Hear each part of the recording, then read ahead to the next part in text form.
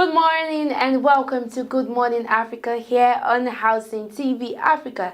It's always a pleasure to break the day with you on this program. This is the flagship program of the station. Hope you're having a very lovely morning and your night was very much restful. My name is Dorcas Chia.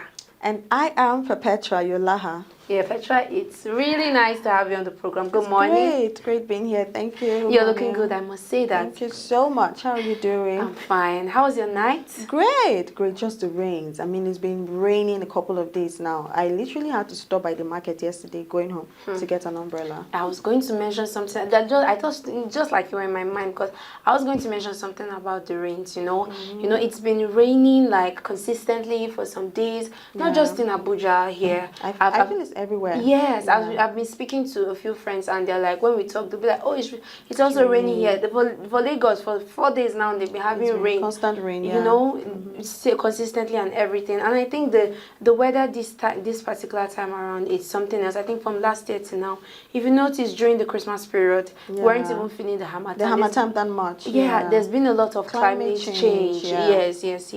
And I just hope this will not affect the farming season in any way. I hope not. I hope not. Well, for those in Benue State, the food basket of the nation, I hope they will be in a better position to answer this question. Most definitely. And yes, because they are the ones that are holding the country. And I hope the weather favors them during this period. And I hope we are able to stay safe and take care of ourselves. And those flood-prone areas, I begin to just think about it when we think about the rains coming. You know, those areas that had flood issues. Flooded, yeah. And I know one thing just comes to my mind. When it was dry season, hope the authorities were able to do something about the drainage systems. You were able to do something about the drainage systems and able to prevent the rain. So just hope everyone is okay and is doing well. Coming to the main topic, today we're going to be talking about the power sector. We'll be discussing, looking at that area, and most especially the challenge of blackouts. You know, it's been something that has been happening in the country at the moment, and I think it's actually a thing for discussion to forge a way ahead and way forward. For you, what do you think about the power sector and the things that have been going on? I think currently having electricity in Nigeria is more of a privilege than a necessity. So, you know, the whole back and forth, the band A and band B issues have actually been, you know, constant. And I feel that something needs to be done about this. Yes. You know, there was a particular week at the office we were not able to have light for a whole week, you know. Not just even that, even at home too. Some also areas, complain that, yes, some areas in Abuja here did not have light. And it's just a whole lot, and looking at the issue of not having light poses a lot of challenges. Looking at the economic situation of the country, like fuel has gone up. Yeah. So if we don't have lights, we are forced to buy fuel to put in the generator. Okay, so people will say, okay, there's solar. How many people can afford the solar? Afford the solar. Yeah. Okay, we're even talking about the fact that there's no light. Even with the lights, the tariff.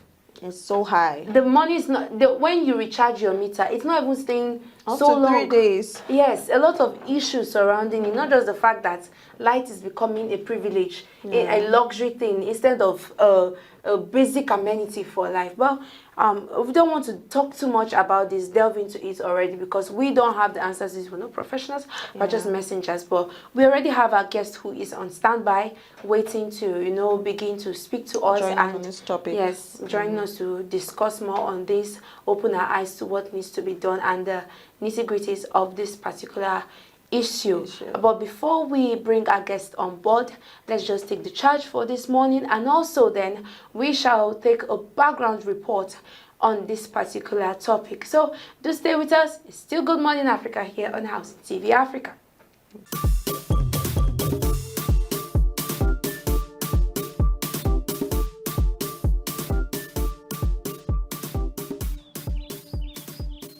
Hello, you are welcome to I Can Make It. What a joy to come to share thoughts with you. I'm so happy we are live. You remember our last edition?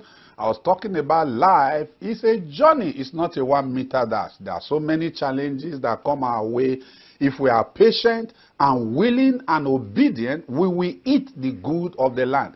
You are not a mistake. God created you for a purpose. And because you have purpose to fulfill, God protects you, guide you, and deliver to you your portion in the land of the living. But a lot of us along the line, we cut short our life by our behavior, by our character, by the things we do. So life is not a 1 meter dash. A lot of us need to learn to delay gratification. Like our last edition, if you follow us, I was sharing with you about a man that went on a journey to serve so that he can take care of his family. And as he went, where we stopped last time, when the boss told him, I'm not going to give you money. I want to give you 3 pieces of advice in life. And if you follow it in your journey, you will arrive. And I want to say the same thing to you today. In your journey, you will arrive. Enjoy the journey. Enjoy the process. You don't need to kill yourself. There is nothing that you are going through in life today that is new. The only thing that is new is that you are just new in this environment. That is why when young people tell me, oh, you are old school, I only laugh. I tell them you are the new student. You are welcome to I Can Make It. Now, never take shortcut in life. The master told him, never take shortcut. Shortcut will cut short your life. Then the number 2 thing the master told him, never be too curious towards evil. He said, because that curiosity will lead you to a dead end. Number 3 thing the master told him, never make decision in the moment of anger and pain, for you might not be able to reverse it. Now, in the journey of life, this young man got in contact with all these 3 things as his journey in life. I want to continue the story. And after giving him the piece of advice, the boss said to him, you hear what I have told you. These 3 loaves of bread, I'm going to give you 3 loaves of bread. You are going to eat one of them. And number 2, you are going to eat one of them as you go. And as you journey, you eat another one. So you eat one of them now. Then as you take this journey, you eat another one. When you get home to your wife that you have not seen for the past 20 years because you came into this journey so that you can make money, so that you can work and give your wife a good life. And he said you open the 3rd one and you are going to eat the last bread. Now, as this young man take his journey, while he was going, he on his way, and the journey was going to take him 20 days. And as he began to move on his way, 5 days into the journey, he met a man along the way. What did the man tell him? The man tried to show him a shortcut. The man told him, why are you going to go through all these things? Because a lot of our young people today, shortcuts have cut short their life. If you go to our correction center, you see a lot of young people, they are there in regret. You see a lot of our young ladies, they are entering into incurable disease, STD, so many things that is happening. The reason why these things happen, because they don't learn to delay gratification. Let me tell you something. The difference between you and anybody is time. So take your time. Take your time is not an insult. It simply means get focused. Pursue your goal. Pursue your dream. You can make it. God did not create you. You didn't escort anybody to this world. It does not matter what is happening. You can succeed. And this young man came in contact with another man. Said, why are you going to take this journey for 20 days? Come on now. We can make this journey in less than 5 days. You will be at home. As the young man turned back to follow that man, he remembered what the master told him. Don't take shortcut. And the man came back and continued in this journey. That's number 1 hurdle. And while he was traveling, he came into a place he needed to lodge. He needed a place to lodge to rest. While he was in the lodging place in the night, at about 2-3 o'clock in the midnight, he heard a very sharp noise. That noise was heavy. He woke up from the sleep and he was trying to run outside to check what was happening. Then he remembered what the master told him. Don't be curious. A lot of people, you are too interested in so many things that is not interested in you. Curiosity have landed a lot of people into so many things, inexplainable things that they find themselves in life. In this journey of life, like I said, it's not a 1 meter dash. You just need to be patient. Don't be curious. And this master told him, don't be curious. And instead of you to run outside that night, he remembered and went back and stayed back into his room. You know what happened? In the morning, the guest came and saw him and said, what's happening? He said, I want to leave. He said, did you not hear the noise last night? He said, I heard the noise last night. He said, why did you not come out? He said, well, I wanted to come out, but I just changed my mind. You know what the man told him? The man said, every guest that have lodged into this place, they never leave here alive. They never leave here alive. He said, because there is one man there. Every time you will make a very sound noise, and if you go and check, you will be graveyard ready for going to check. Curiosity have landed a lot of people into so many problems. I tell you, life is a journey. It's not a 1 meter dash. You can make it if only you learn to delay gratification. Take into cognizance the things you have been told. It was Isaac Newton that said, if I have seen above, it's by standing on the shoulder of them that have gone ahead of me. If you listen, you will learn. When you learn, you will lead. And when you lead, you will arrive at your destination. You can make it. Then the third one that happened to him along the line, why he traveled this journey. You know, in the journey of life, you need to learn to be patient. Patience will bring you into your inheritance. Patience will bring you into so many things in life. Let me tell you something. You don't go to compare yourself among other people. They that compare themselves among themselves are not wise. I want to tell you today, you can make it. I want to also welcome you. Our next edition, I will continue with the story. Until I see you in our next edition, don't forget, this is Simon and Semota saying, you can make it. God bless you.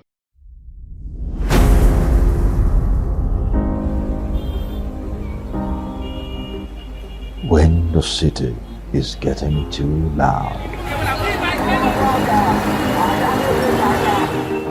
you need a home.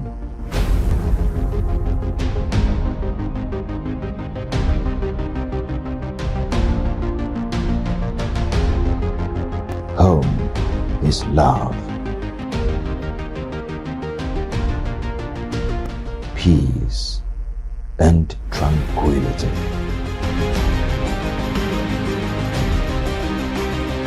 Home is Housing TV Africa. Housing TV Africa, your first in housing news.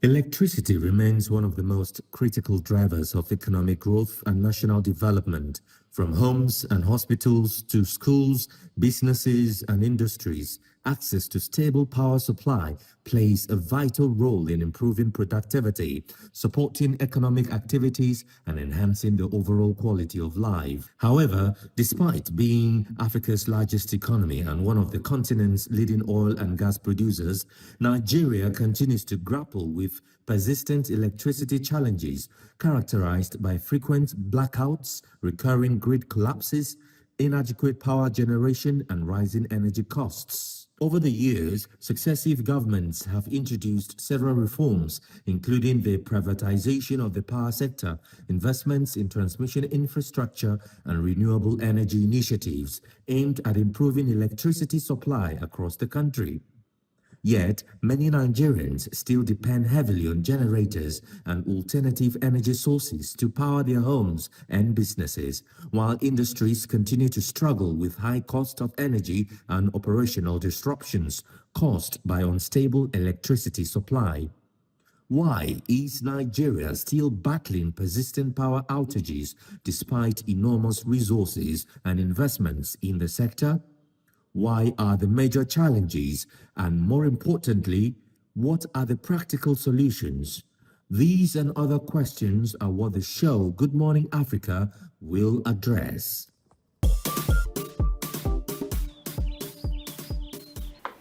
You're watching Good Morning Africa here on Housing TV Africa, and today we will be discussing the Nigerian power sector and the issues that are posing as challenges to this sector, most especially that of the blackout issue or the blackout challenge which we'll be having in the Nigerian power sector.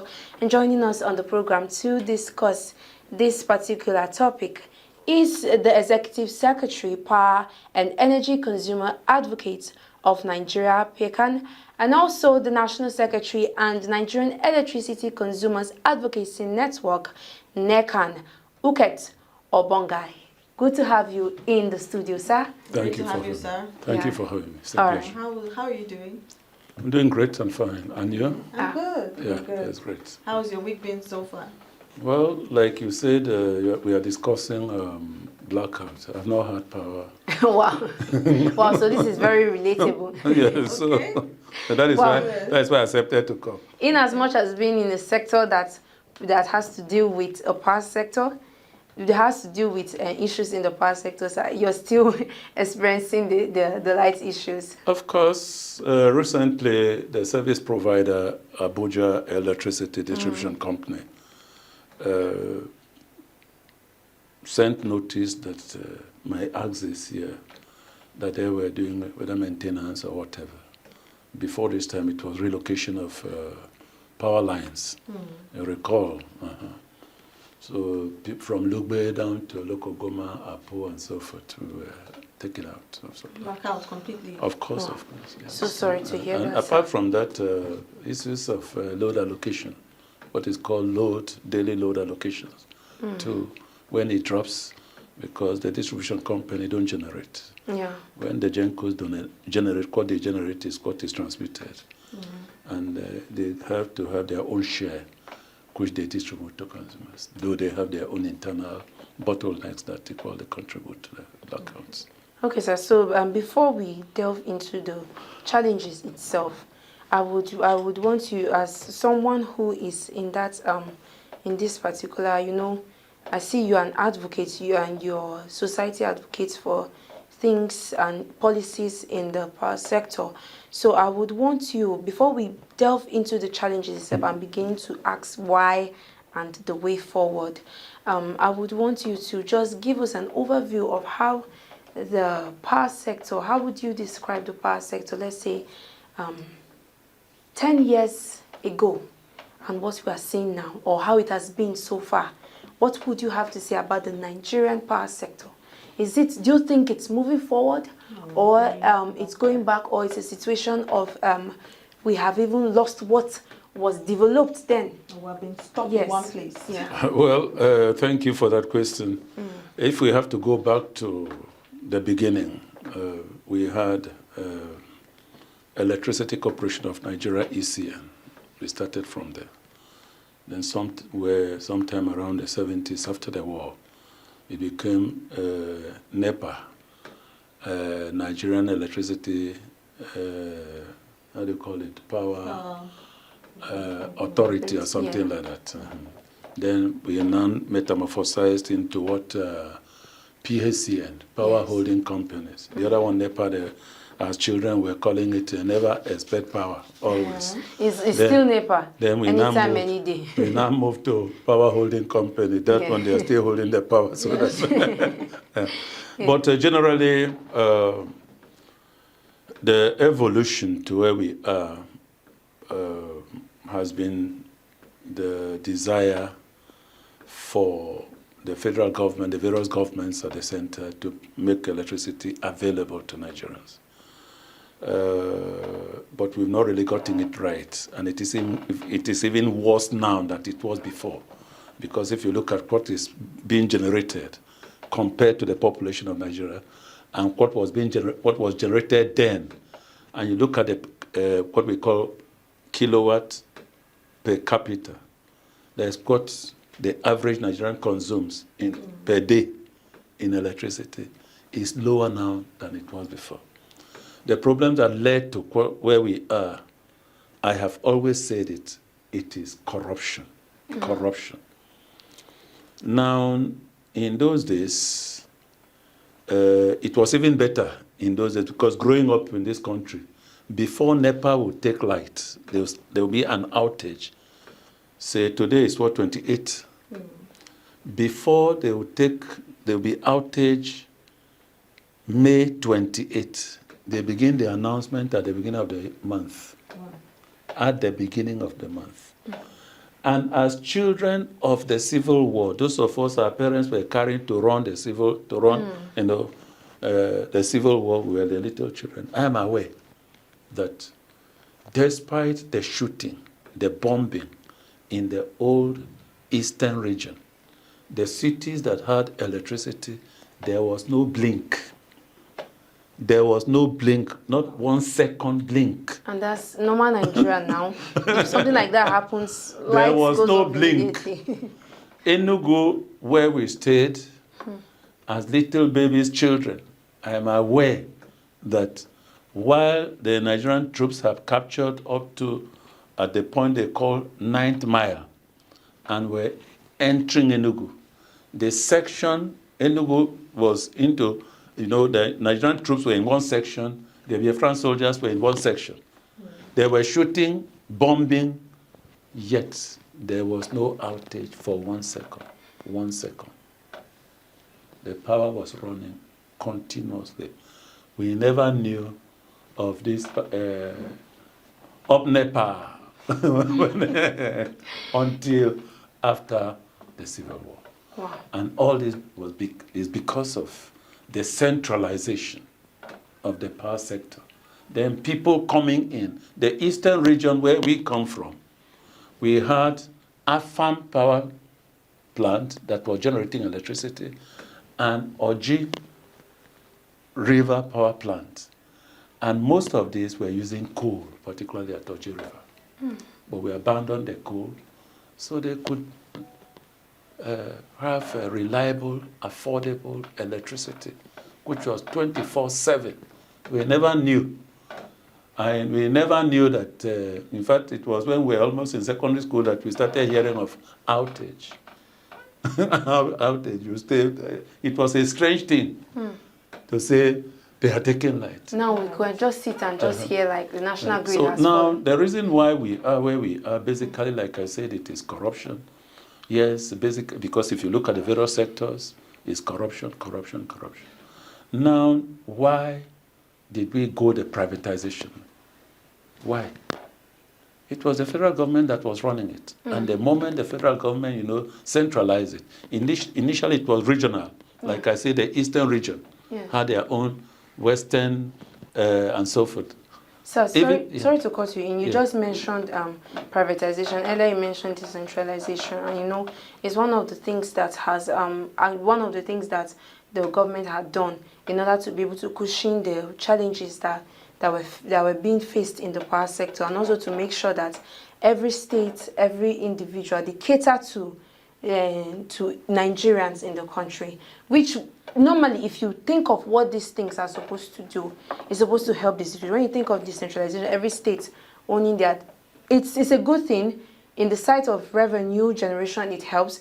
In the side of curbing the issue of power outage, it's supposed to curb those particular kind of issues. And privatization, it's also supposed to help the issue of corruption that we're talking about. Because if you, as a person who is a private owner, owns a particular, because we believe that if you own your private company and you're the one in charge of, you will treat it, you will do the right thing, and you as far as you're getting money from that, you do the right thing to be able to give the right service. But right now we have come a long way. Would you say these two reforms on its own have actually helped in any way? Because I believe somewhere like Lagos right now, I believe there are private organizations that handle their light system, if I'm not mistaken. Do you think in the long run it has actually helped, or it has actually done that particular, it has actually achieved the objective that was being looked at? It's okay. Let me put it this way. I talked of centralization. Okay. Initially, when we had regions, northern region, eastern region, western region, and later Midwestern region was added. Correct. Now, the regional governments, like the economic blueprint of Eastern region, which was developed at about 1956 or so, if I'm still have that date right, they came up with electricity to drive development, industries, and so forth. All over, even when Awolowo established the Ikeja Industrial Hub, electricity was key. You understand that? Yeah.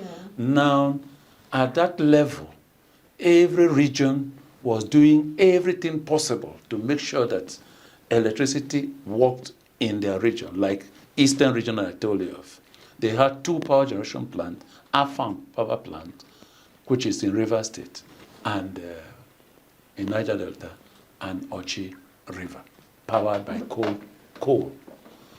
Now, when after the war, there was centralization, the federal government took over all this infrastructure.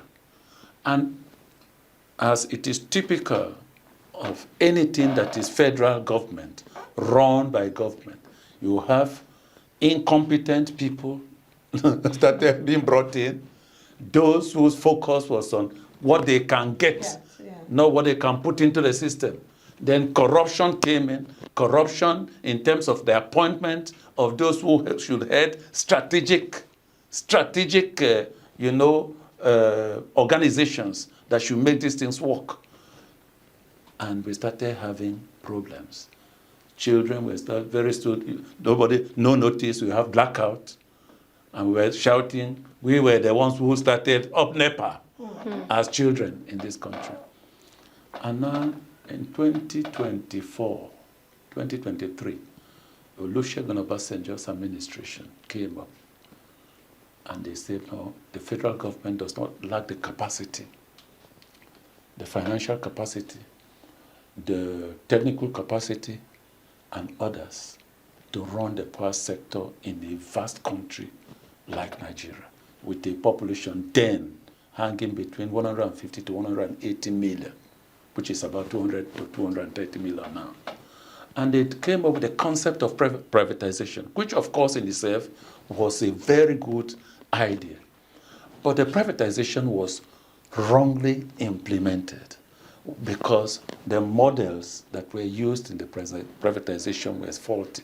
Secondly, those who came up, rather than bring out, I remember in 2025 or thereabout, there was what they called roadshow in major American cities, North America, Canada, United States of America, Canada, in Britain, in China, in Japan, I think in Africa, yes, South Africa, and Egypt. And they went to sell this privatization to the world. And we are aware that competent companies without cognate experience, managerial experience, technical capacity, financial capacity, about 120 or 120 something of them, about that, I think about that, yes.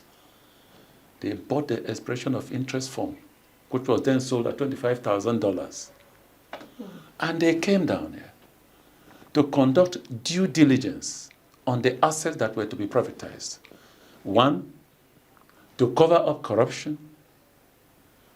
The then managers of PHCN did not give them, the appropriate information on the state of infrastructure of the privatized entities.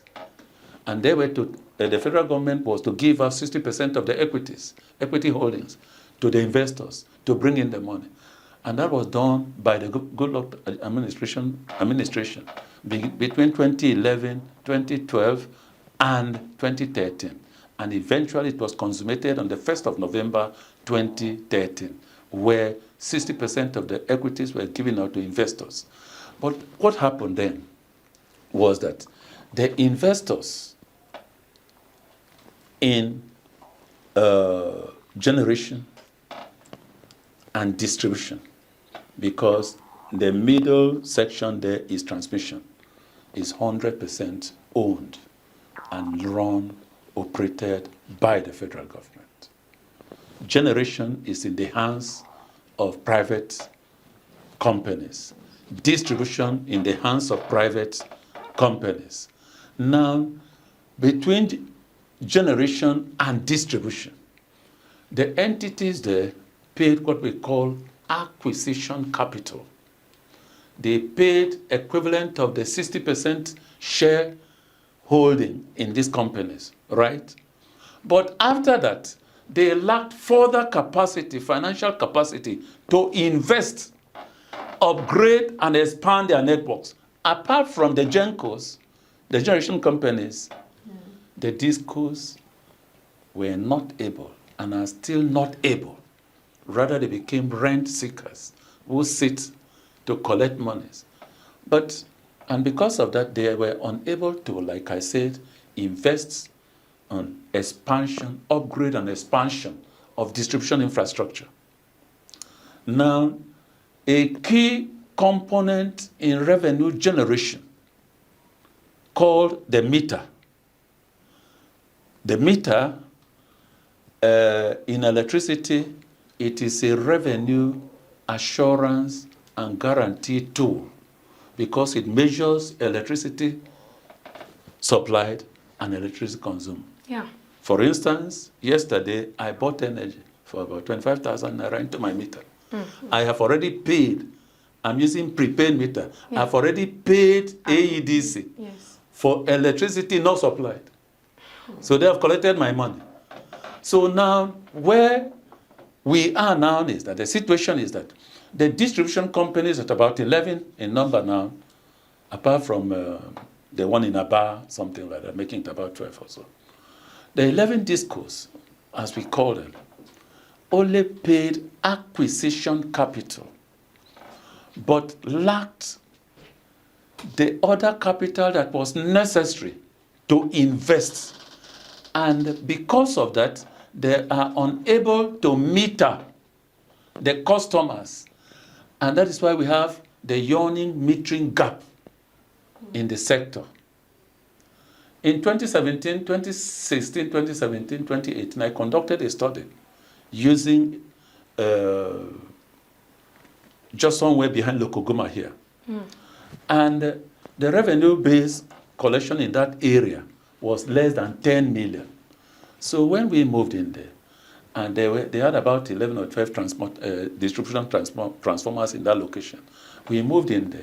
We saw the poor state of the distribution infrastructure, the network there. And we made our report. We conducted a customer enumeration and made the people to know, we made AEDC then to know that in that area, they had a customer population that was about 20-something thousand. Whereas what they were working with was below 10,000. So AEDC had a grant of $9 million US, deployed initially 3,864 meters in that, upgraded a section of the infrastructure. Their bill rose from below 10 million, hitting 70, 80, 100 million. The significance of what I'm saying here is this, or the import is this. You meter the customers, you are guaranteed revenue. Like I said, I've already given them money, right? They have to supply me electricity. Yes. They have collected my money. Meter the customer, and you are sure to have your money. Forget about all this deception, fallacy, oh, there is a meter bypass. No. Did we know of meter bypass before? Today, unlike before you connect electricity to a customer, they come with that black box. They come there and hang it there.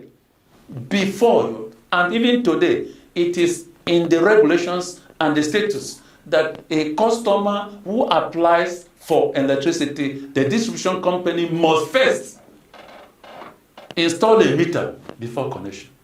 But all those things, the customers who now pay for meters, the customers who pay for distribution infrastructure, the customers, as I am here, my community in Cross River, there are 2 transformers there. They have been shouting on my head. Port Harcourt Disco that runs the show over there, they are asking them to pay 7 million to go and repair the 2 transformers, and then the community have to tax themselves, and all these things that are going on. So that is on one part. Then between generation and distribution, you have transmission, like I said, which is reeking with corruption, allegedly. We are aware that the former MD of Transmission Company of Nigeria, Dr. Usman Go Mohammed, when he was leaving, he said he left about 400 billion. But today, that agency of government, like I said, is corruption, with corruption all over the place. The former minister has just been convicted and sentenced to 75 years of imprisonment. For what? 33 billion naira he pocketed. For what? The, how do you call it? Zungeru power plant in Niger State, and the other one is Mambila power plant. Monies that were meant to develop. And the Mambila power plant project started by Gowon in 1972, up till this moment. And unfortunately, the minister today, Engineer Maman Salam, who is cooling his feet in the Kuje prison as we talk now, is from Taraba State. So the stage we've gone now, is it possible that we can actually have 24 hours non-stop light? 100% possible. 100% possible. If we have the resources, we have the manpower. If we are ready to do that, is take the government, forget about the deception. What is really going on in the power sector here? I say corruption. The word that covers everything today is corruption.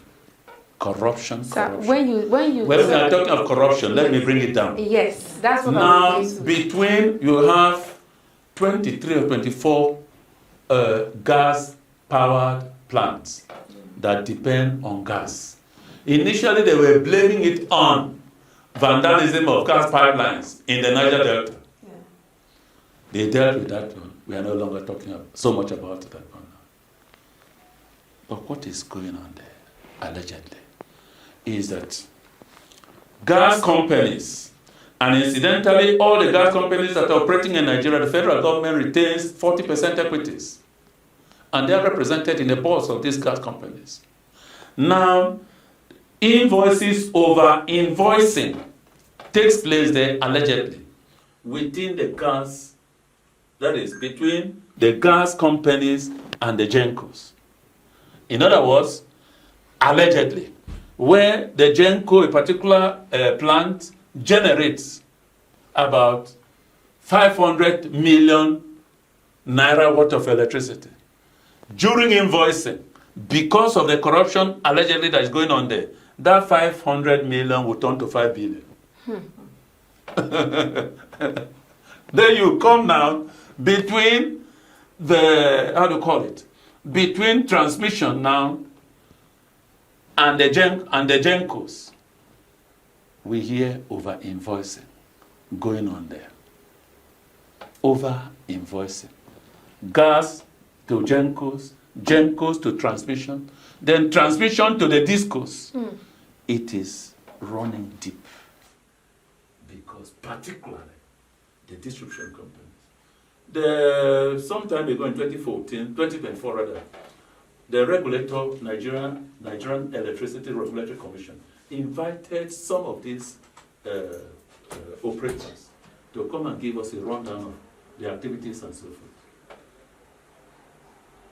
I was shocked because I was there when the financial controller of TCM, in his line items, projected landscaping, how do you call it? Landscaping, yes. Landscaping. There's a difference between vegetation control and landscaping. Vegetation control is that where power lines are passing, and you have trees growing, vegetation growing. So you go down, you cut down the tree. That's vegetation control. But landscaping is unheard of. Is unheard of. When they were building this property, they came here to, work on the land, design it and so forth. Where do you have landscaping? And these are the things where we refer to. We say there's corruption going on because they introduce all manner of things. All manner of things. Now, the major problems in the power sector, they will tell you, is liquidity. Liquidity. The GENCOs tell you, they cannot, the customers are not paying. Now they come and tell you, oh, we are not, customers are not paying cost reflective tariff and all that stuff. Are you getting ready for another big one? The largest housing show in Africa 2 decades of relentless exhibition and conference. The 20th edition of the Africa International Housing Show, happening from the 13th to 18th of July 2026 at the prestigious Transcorp Hilton Hotel, Abuja, Nigeria. This premier event is Africa's largest housing and construction expo, attracting over 50,000 attendees in Africa and beyond, thereby giving room for developers, construction giants, financiers, home interiors, mortgage and microfinance banks, drawing from about 21 different countries of the world. Get ready to be part of history.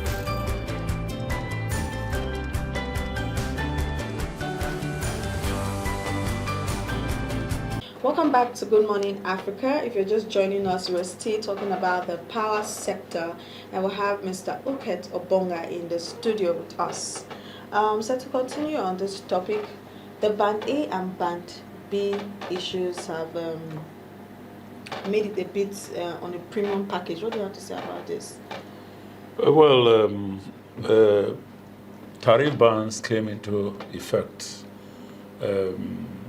after the introduction of what is called service-based tariff, and which is built on the principle that the more hours of power supply you receive as a consumer, the more you should pay. And that led to the disaggregation of the former customer classification, which was customers were classed or classified as what? Residential, commercial, industrial, and special customers, and street lights. Now, under that classification, you have the residential customers. You had RO1, residential 1, residential 2, and residential 3. Residential 1 are those with about a bulb. You go to communities, villages, you have a single bulb, no AC, nothing. Those ones that were consuming about 50 kilowatt hours in a month, in 1 month, were grouped under R1, residential 1. Then residential 2 are those of us who are in our houses. We may have 1 or 2 air conditioners, you may have refrigerators, other gadgets. So they were grouped. Then those in residential 3, the big men in Asokoro who are living in large houses, at times 5, 10 air conditioners, boys' quarters, and everything, so many gadgets. And their consumption was equivalent to about 45, this the minimum, the threshold within that level.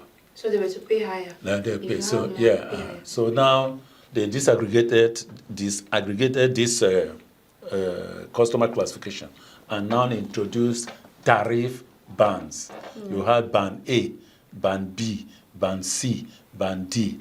And then customers in band A are the ones you call premium customers.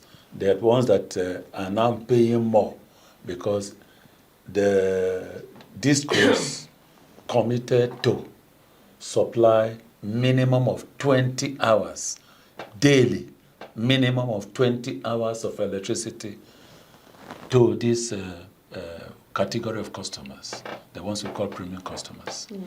Now, band B, they commit to supply minimum of 16 hours each day. Then band C, 12 hours. Band D, 8 hours. And band E, 4 hours minimum. So, but the issue is, even those of band A are complaining that they're not having enough electricity a day. Yes, that one is true. We have worked on that, and there are regulations in place, and that is why the regulator issues what we call supplementary multi-year tariff order, monthly now. And in each of these MITOs, they publish violations. In some of the appendices, you have customers to be downgraded and compensated, or customers to be compensated only. And where the distribution companies up their game by giving more than hours, they now say customers to be upgraded. Now,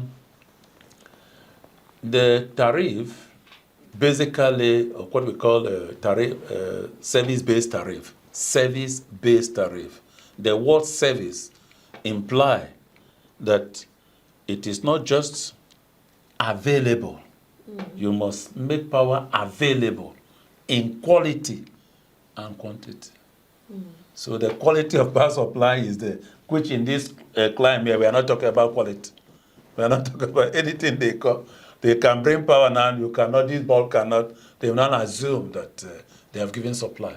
And now the distribution companies came up and said, where in that MITO, there is a section in that MITO, I think it's always section 10, that's section 11 or 12 or 14 or we're about up to 16 or 17.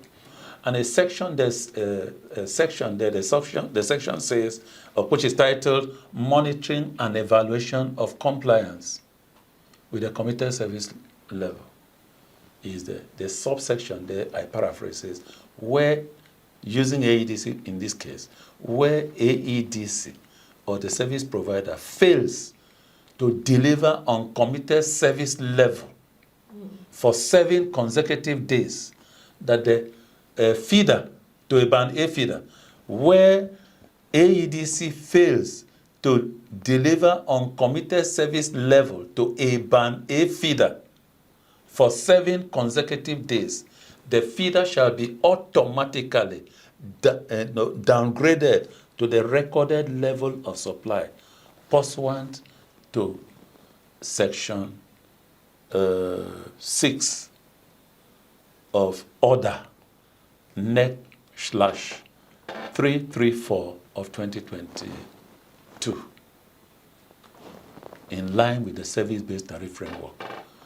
What that one is saying is this: where AEDC fails to deliver 20 hours minimum in a month, and as measured by the regulator, Nigeria Electricity Regulatory Commission, it said the customers in that feeder shall be downgraded.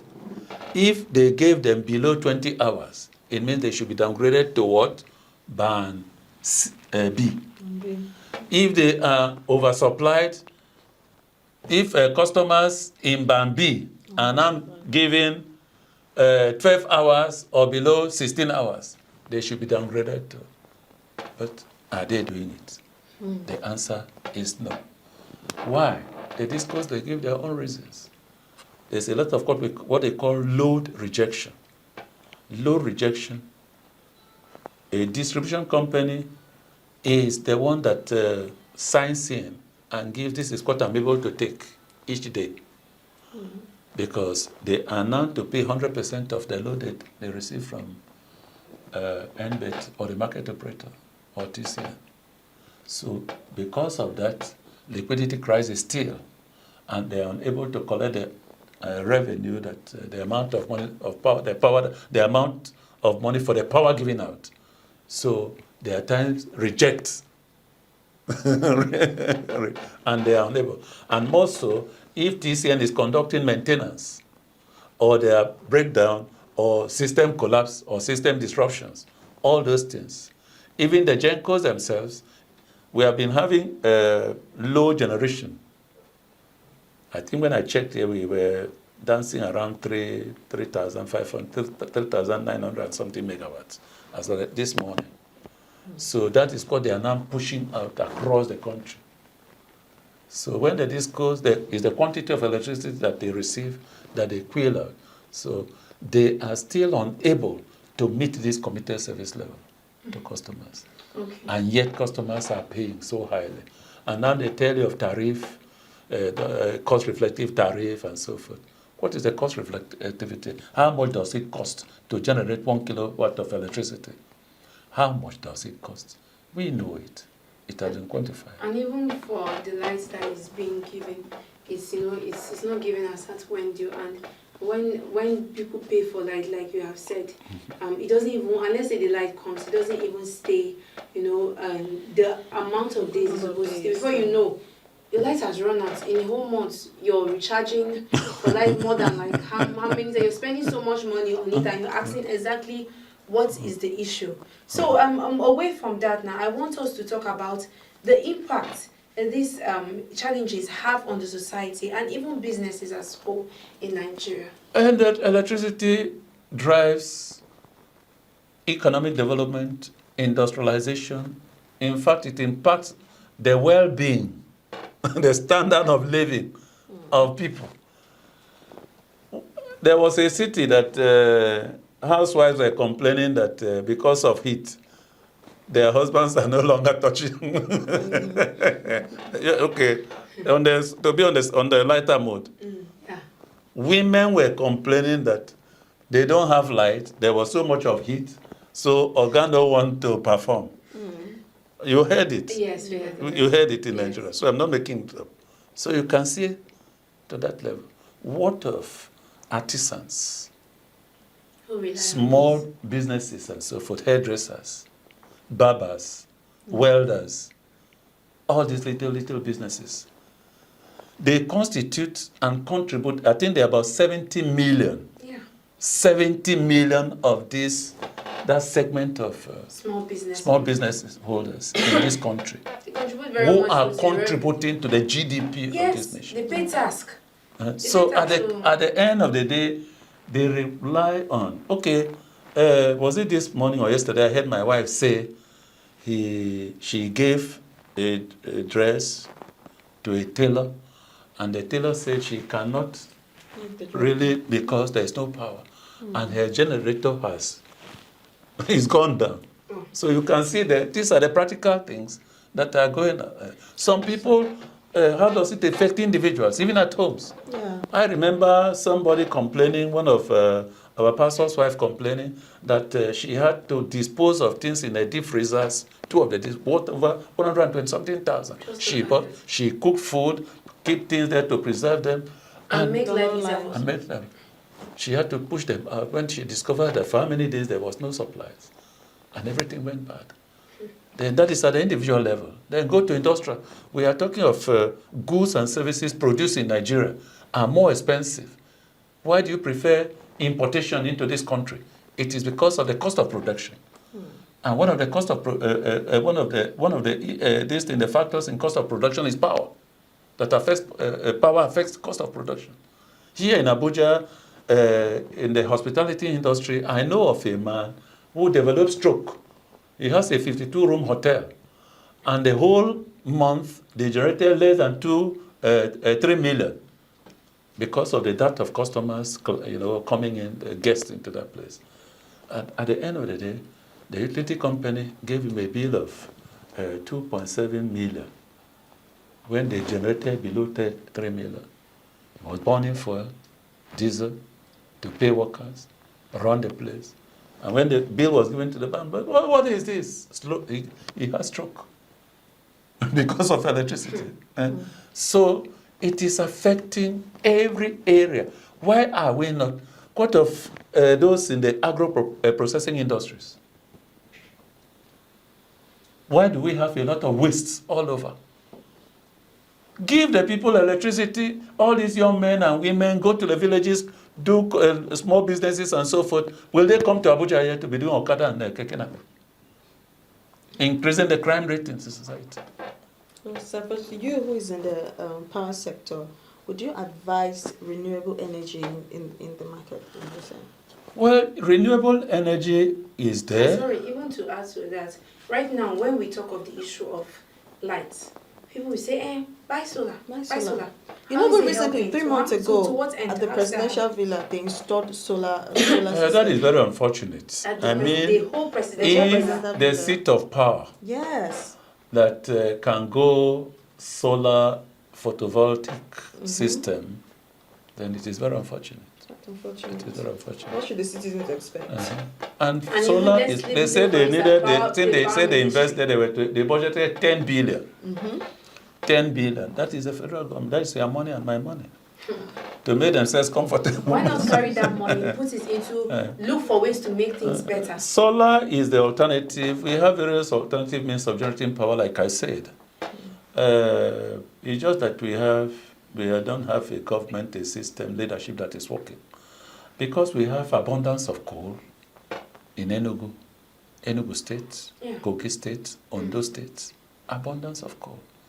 All these industrialized countries, apart from nuclear, the United States of America, Canada, China, Japan, Germany, they are still generating electricity with coal. Go too far. So we were using it before, Ghana, so what yes. happened? It was being used then. But What happened? nobody, we are talking of gas to power plants. Gas is produced in Nigeria, and it is denominated, priced in dollars. Why? Gas that is being produced in Nigeria. We're selling it In dollars. Welcome to Nigeria, I have to say that. So when we are talking of liquidity and we're talking of the revenue crisis, okay, where you have an exchange rate that is volatile, that is not stable, the exchange rate, and the cost of a cubic, a foot of gas, I think stands today at $2.80. $2.80. Now you put in another 80 cents for quilling. It takes it to $3.6. Now, if the dollar to naira is 1,500, it goes up. Now that is going to affect you. Multiply 3.6 cents by 1,000. That tells you how much it costs to generate one electricity. Because of this, and what is happening in the power sector, according to reports from the World Bank and records from the World Bank, we have about 95 million Nigerians who have no access to electricity. The highest globally. The highest globally. Our Nigeria holds the record of the lowest per capita power consumption. And we have the resources. We have the resources. Nigeria is really a blessed nation, and I have to say It is mismanagement. But a lot has gone into it to make it look like we are poverty-stricken or we don't have what it takes. Electricity is not rocket science. No. Only 2 countries that have gone into the privatization of the power sector that has failed. And what are the countries? Nigeria and Venezuela. Nigeria and Venezuela in Latin America, South America. Why? Corruption. Well, sir, it is really sad hearing things like this, and we just hope that the situation gets better from time. We hope that we get the leader that we deserve, and we get the right people in this sector, of course, that will make things better. Thank you so much, Mr. Obonka, for coming on the program. It was really nice shedding light on these particular issues, and we just pray it reaches the right authorities, and we believe it will reach the right authorities and something is done about it, because for us to move forward, power is everything. As much as other sectors of the society are important, power is also important, and it has to be taken into consideration. So thank you so much for coming once again. This is where we draw the curtain on this episode of Good Morning Africa here in Housing TV Africa. And we do hope you enjoyed this particular episode. And to get more updates on this particular kind of topics, or on Good Morning Africa and even housing updates, do well to download the Housing TV mobile app on your Google Play Store, and also download the free TV mobile app on your Google Play Store, Apple Store, to connect and to stay connected to housing updates and matters in the society. Many thanks for watching. I am Dorcas Chia. And I am Pepe Chayolaha. Thanks for watching.